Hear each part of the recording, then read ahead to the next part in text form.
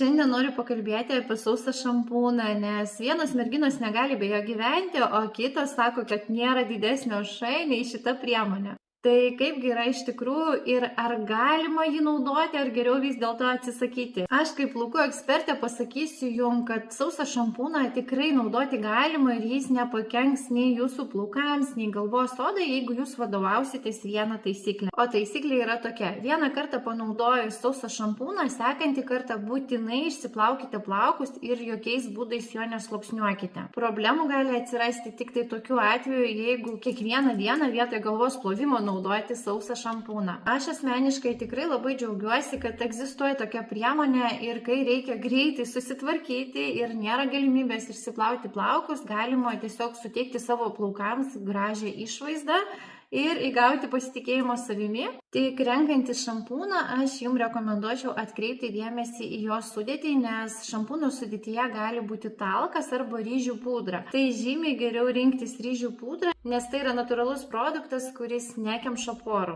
Jeigu dar neatradote savo tinkančio sauso šampūno, rekomenduoju atkreipti dėmesį į šį Fizio prekės ženklo sausą šampūną, kurio sudėtyje yra ryžių pudra. Jis visiškai neapsunkina, nekietina plaukų, bet suteikia jiems apimties ir atgaivina tiesiog akimirksniu. Pavadinimą rasite video aprašyme.